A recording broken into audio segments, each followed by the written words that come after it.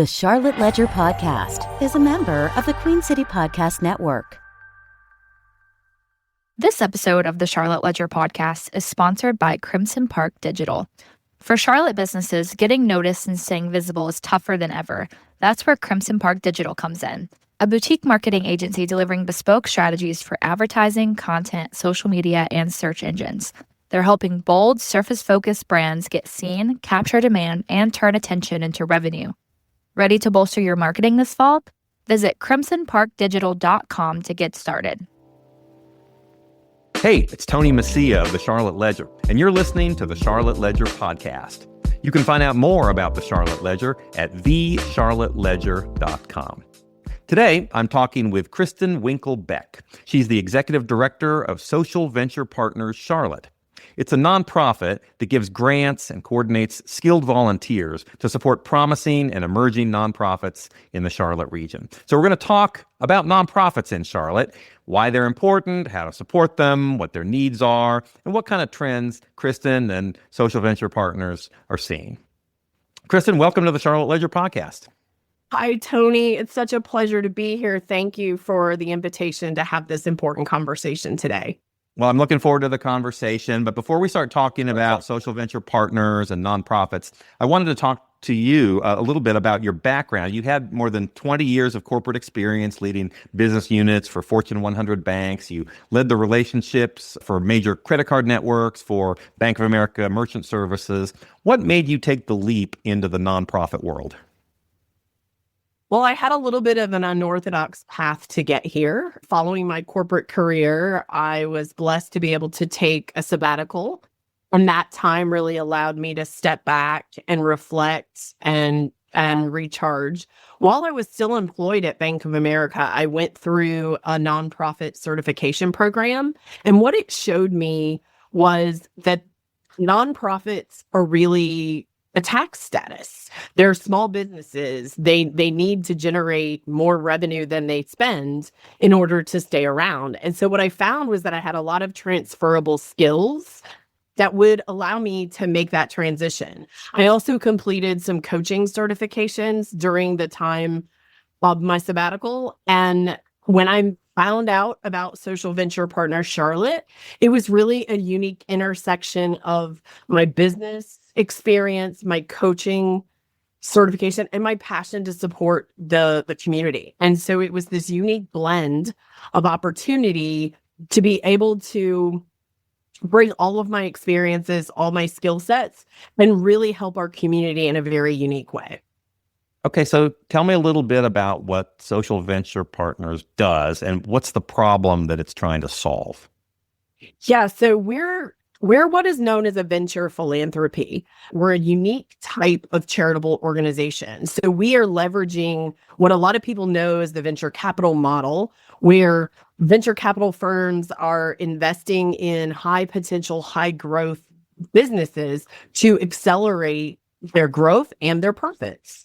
And honestly, the venture philanthropy world seeks to take that same model, and we're not chasing profits, we're chasing expanded community impact. So what that means is that we are raising money through our partners, which is effectively our donor volunteers, and we're creating a model where we are investing funding, but we're walking alongside our funding with our expertise, our business skills, our professional networks to help high potential, high impact nonprofit organizations here in the Queen City and in the regional area to be able to accelerate the impact they're having.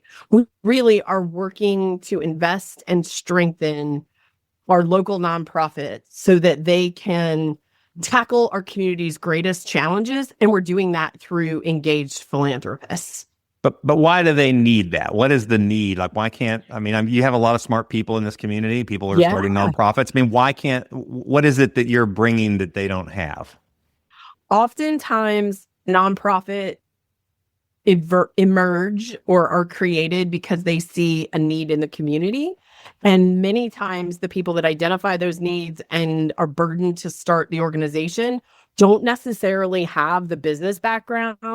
They may be coming from marginalized communities. So their networks, they don't know any lawyers, they don't know any accountants, they don't know any marketing experts or risk management professionals. They don't have some of the business skills to be able to efficiently, effectively grow their organization and be able to raise enough money and deploy their programs so that they can make an even bigger impact. And so where Social Venture Partners comes alongside them is to equip and train, and through some of our programmings, provide some funding to be able to help them amplify their mission, right? To be able to give them the business infrastructure and some of the components around board of directors, a fundraising strategy. Maybe they've never even been part of creating an annual budget for an organization. And so we're bringing together professionals and community leaders from all over the region who are willing to give their time and expertise, and sometimes their social capital or their connections, to lean into these nonprofits that have great ideas, that have strong connections to the community, and have really effective programs. Our goal is to help them accelerate and strengthen that infrastructure so they can get about the business directly with the community. I'm guessing that a lot of nonprofits in their early stages think that what they need most is money. Is that true, or is it not money that they need the most? Money is always going to be helpful. So yes, 100% money is critical. But what we really find is your money can go farther, and your money can be put to the most effective use when it's combined with expertise and strong leaders. I think it's a huge misnomer. And a lot of times people underestimate the value of a nonprofit board of directors or skilled volunteers that come alongside and are in the background. They're doing the non-glamorous work, right? They're setting the strategic priorities. They're developing a budget. They're coming up with a marketing plan. And a lot of times it's not going to make the headlines. That's not going to be the exciting stuff.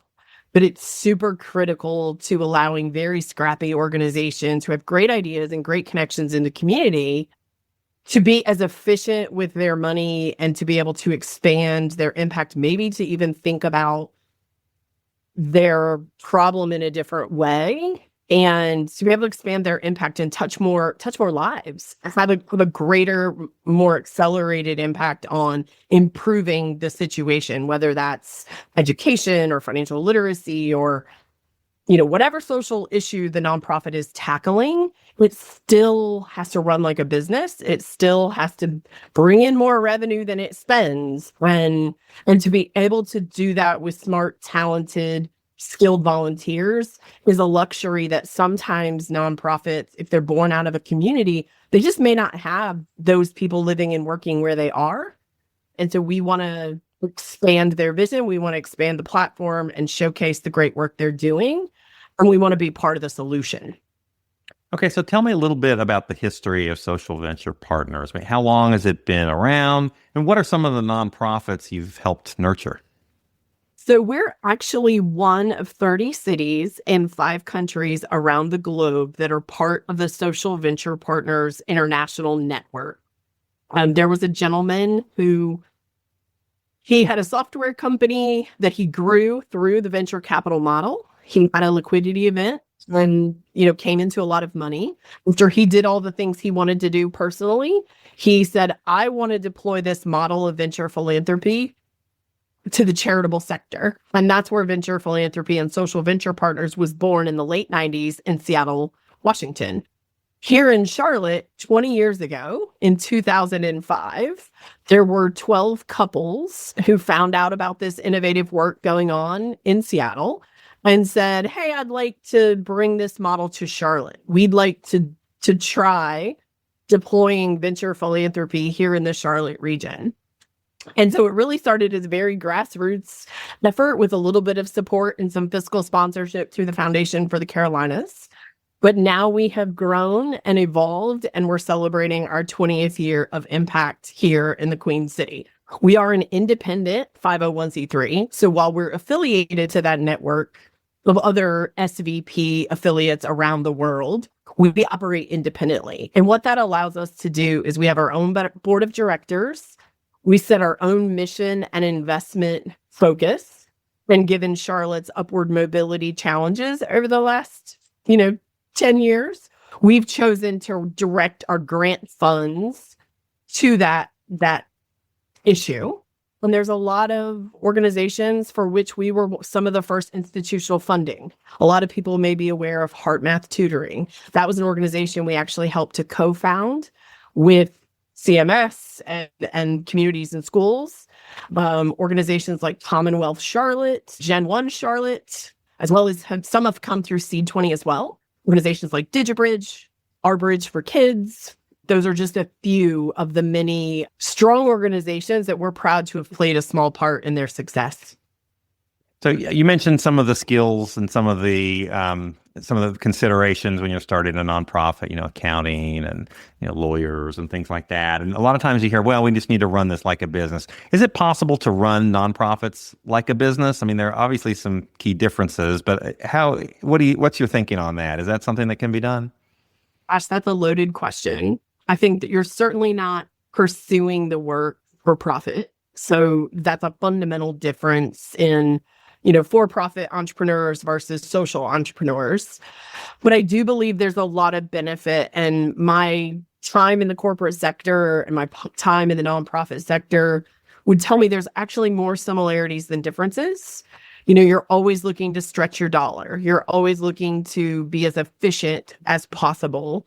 Measurement and success standards are a little harder to measure. You're not measuring profits, but what you're measuring is the impact and the outcomes on the lives of people you're trying to change.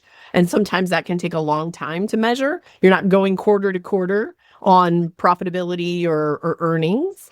So there are some disparate differences, but I think the elements of being proactive in your marketing, proactive in your risk management and contingency planning, bringing together smart, talented people that are creative thinkers and engaging diverse people to help you in the work. Those are all very similar in the for-profit world. We're better together, right? And if you have people from different backgrounds, different skill sets, et cetera, and you can do things with an eye towards efficiency or process, you're going to be able to scale a little quicker, and you're going to be able to be more efficient with every donor dollar you receive. And so there are a lot of business principles at play that oftentimes people don't think about when they think about the charitable sector. What's your sense of how nonprofits are doing these days? And obviously there are many different kinds and it's hard to generalize, but my sense is that as we're talking here in 2025, I keep hearing about a lot of challenges out there, a lot of headwinds surrounding the funding environment. I mean, particularly maybe nonprofits that are working in areas that, shall we say, are not as politically favored. If they're working in immigration or if they're working in, something to do with DEI or something like that. You have funding that seems like it's drying up from the government level. You see foundations are doing different things. I mean, I'm just sensing a lot of anxiety. Is it a bad time to start a nonprofit? I think it's just like any other business, right? You have to evaluate the macroeconomic conditions, and there's going to be always ebbs and flows and cycles that make things more challenging or less challenging. I think the other reality of it is because some of the things you mentioned, the needs have never been greater. The needs have never been greater for our nonprofit sector to fill a gap that exists because government support when the private sector are not able to meet the needs, and therefore there's this big gap. And that's really how nonprofits were born, was to fill the gap. And so I think what you're seeing is the needs have never been greater, which makes the work all the more meaningful and all the more rewarding. There are certainly headwinds, as there were during COVID and recessions that we've had in the past, right? So I think it's those organizations that are deploying smart leaders, board members, skilled volunteers to come alongside nonprofit professionals to help solve for some of those problems, is incredibly valuable. The work we're doing is we're having to be more creative. We're having to plan through different scenarios. People are also really generous. So the Giving USA report, that comes out every year that talks about all the contributions made, giving was up last year. And so the total dollars, we were staring down the barrel of $600 billion being given. So you want to make sure, people are being generous and people are recognizing where government funding is maybe being pulled back or at risk. The time for philanthropists and people to give towards causes they're passionate for has never been more important.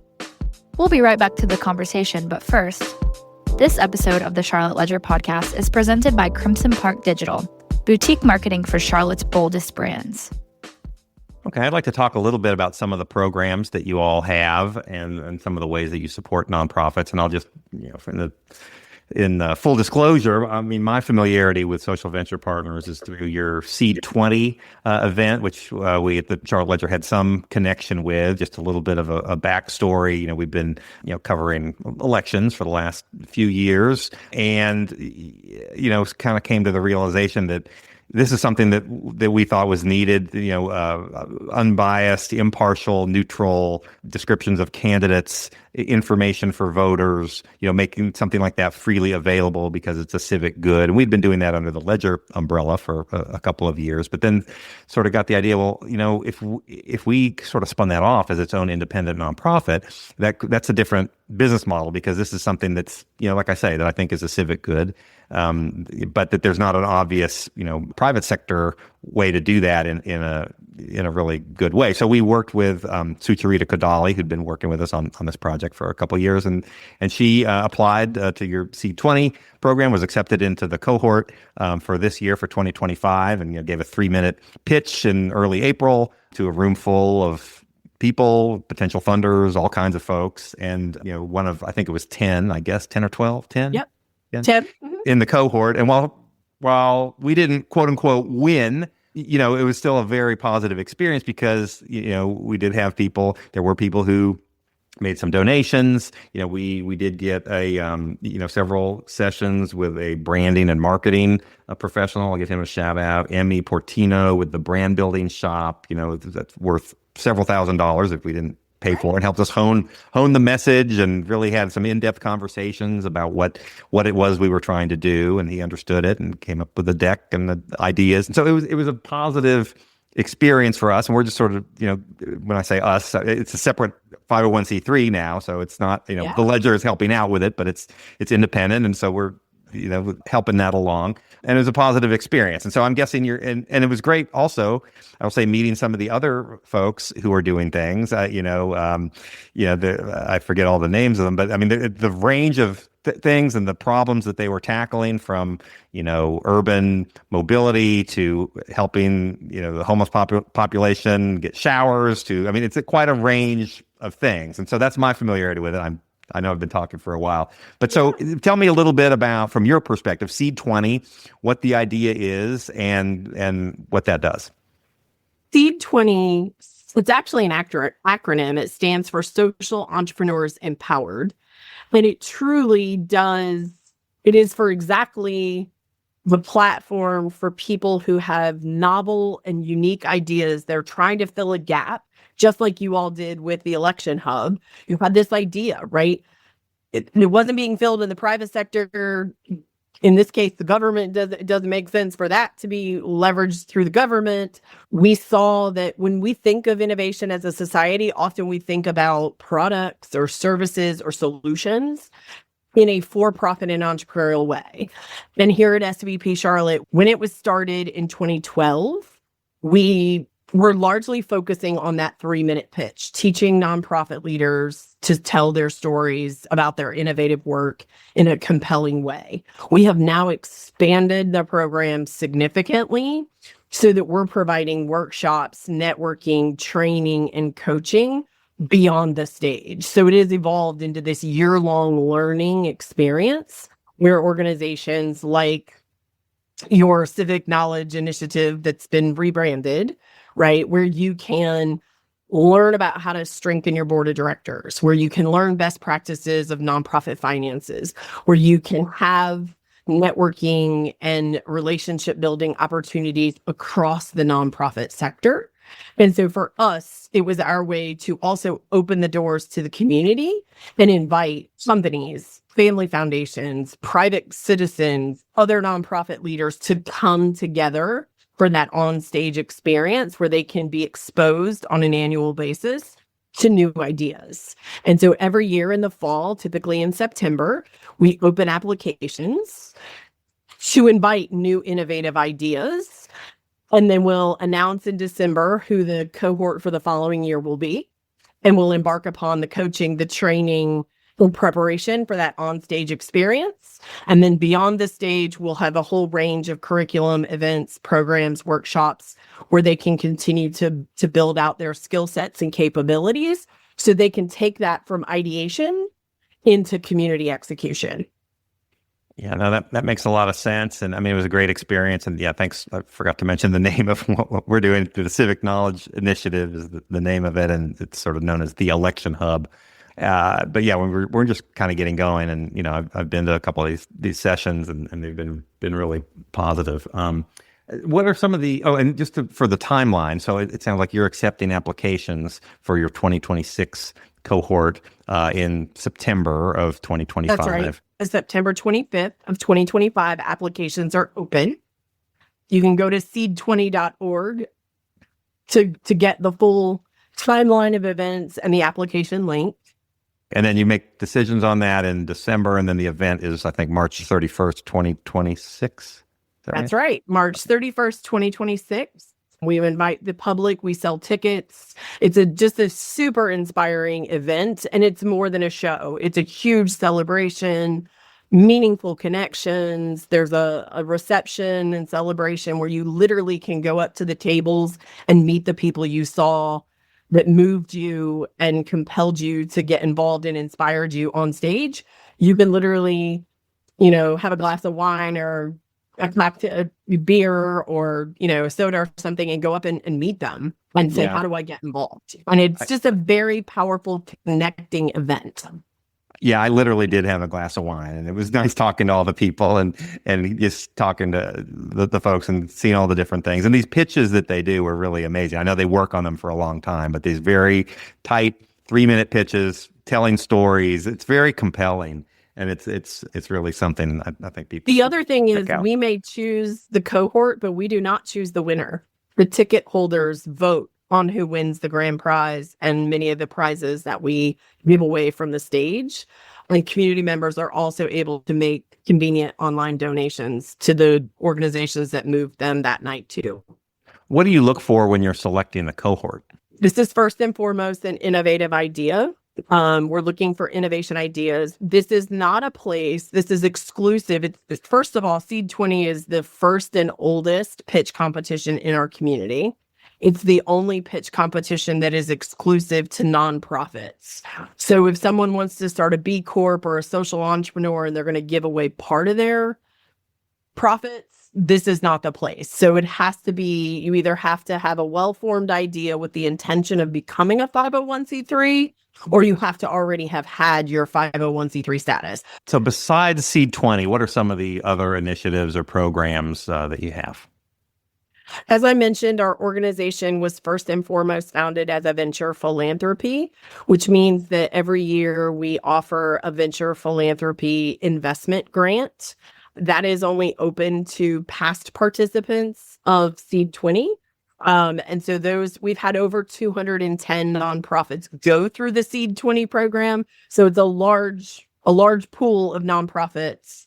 And so our investment grant is a multi-year funding and engagement capacity building experience. So right now we have 3 nonprofits that are in our investee portfolio that we walk alongside over the period of 3 years, helping them to strengthen their infrastructure. We provide financial investment to them each year. And then we work together with their nonprofit staff and their board of directors to, again, strengthen their infrastructure and hopefully help them to grow their impact over time. The other program we stood up actually during the pandemic is called Spark Teams. And Spark Teams are effectively a free project-based consultancy or advisory program where we take requests from the alumni that have either come through the investment cycle in the past or through Seed 20. They can come to us and request. It's purely time and talent driven. There's no financial contribution. So this is, they may come to us and say, we want to refresh our strategic plan, or we want to update our forecasting process. And so we'll find skilled volunteers that will come alongside them with experience or interest in that particular area. And between 4 and 10 weeks, we'll develop a project and help them execute against that strategic problem they're trying to solve. Okay, so if someone's listening and they're like, wow, it sounds like really a great program. I'd like to get involved in that. What are some of the opportunities to get involved with what you're doing? We are looking for people of all stages and seasons and experiences of life to get involved with our work, who believe in this model of venture philanthropy and who want to invest their time and talent into our work. And so literally we have airline pilots, we have former physicians, we have retired executives, we have consultants, we have certified fundraising executives, we have stay-at-home parents. We literally have something for everyone.